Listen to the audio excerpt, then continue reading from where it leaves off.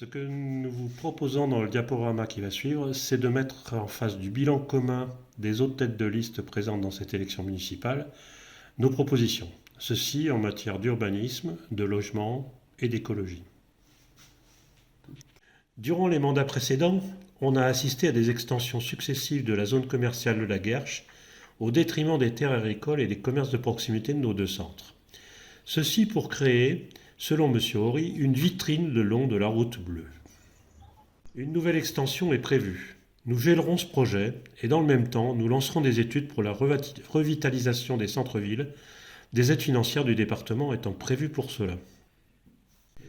Toujours durant les mandats précédents, le problème du logement n'a pas été une préoccupation, puisqu'il a fallu 6 ans pour élaborer le programme local d'habitat, et les chiffres annoncés dans le plan local d'urbanisme, à savoir 280 logements sociaux construits en 2022, sont très loin d'être atteints. La construction annuelle de logements sociaux sur la communauté de communes Sud-Est-Vert est de 16 logements par an. La demande annuelle est de 300 et seules 10 sont satisfaites. Pour M. Moraz, cela est du fait que les gens restent dans leur logement. Notre ambition, c'est d'imposer 30% de logements sociaux dans les nouvelles opérations d'urbanisme. C'est aussi faire intervenir les agences immobilières sociales, susceptibles de proposer à la location des logements avec des loyers modérés auprès de propriétaires solidaires. Et réaliser une opération exemplaire en matière de mixité sociale et de respect de l'environnement sur le site actuel du centre de vacances de la CCAS d'EDF, en faisant notamment intervenir l'agence foncière Atlantique Accession Solidaire, ceci pour notamment maîtriser le coût du foncier. Dans ce système, l'acquéreur d'un logement n'est pas propriétaire du foncier, ce qui permet d'offrir des coûts d'acquisition abordables pour des foyers à revenus modestes. Et s'il y a revente, aucune plus-value supérieure à l'inflation n'est autorisée. Toujours en matière d'urbanisme, on assiste, après le grignotage des terres agricoles, à la disparition progressive de la forêt urbaine.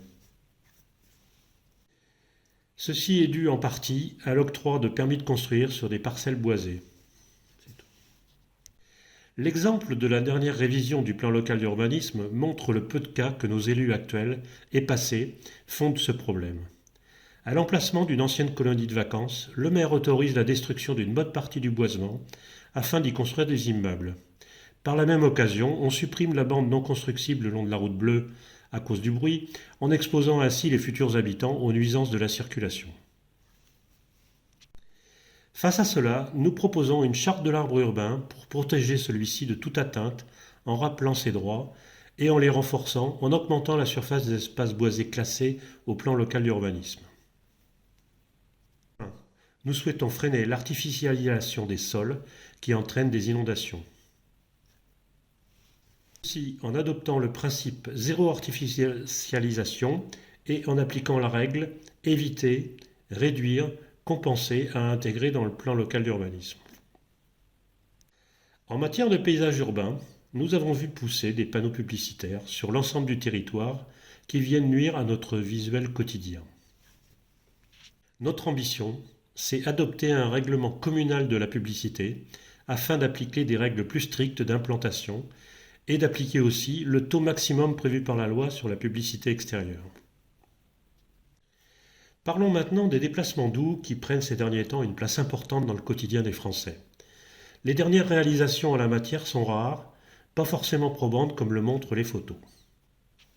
Nous voulons mettre en œuvre un plan ambitieux pour donner au vélo toute sa place, comme viennent de le faire à la fin du confinement beaucoup de villes, même au détriment de la voiture.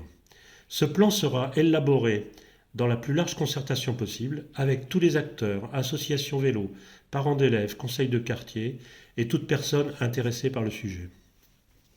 Au cours de l'hiver et durant le début de la campagne électorale, les listes qui nous sont opposées réclament la concession des plages. Mais pourquoi faire ? Des cadeaux à des sociétés privées comme à la Baule ? Pour faire des aménagements coûteux comme ce qui vient d'être fait comme par hasard devant le casino ? On se croirait à Nice ou à Cannes avec des palmiers. D'ailleurs, quoi de plus naturel que des palmiers dans une dune ? Nous voulons protéger absolument le caractère naturel de nos plages qui en font un attrait essentiel.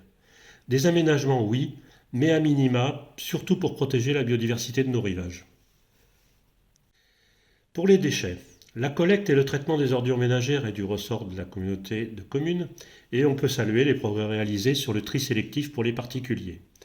Mais rien n'est mis en place en la matière dans les écoles et sur l'espace public, il en est de même, sauf l'été sur les plages.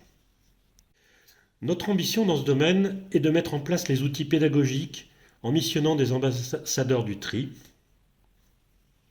en remplaçant progressivement les corbeilles de rue par des éléments permettant le tri, en multipliant les bacs à marée pour mieux inciter aux gestes citoyens. Enfin, pour les déchets verts, nous étudierons la création d'un service de collecte ou de broyage à domicile dans le cadre du dispositif Territoire zéro chômeur que nous souhaitons exploiter.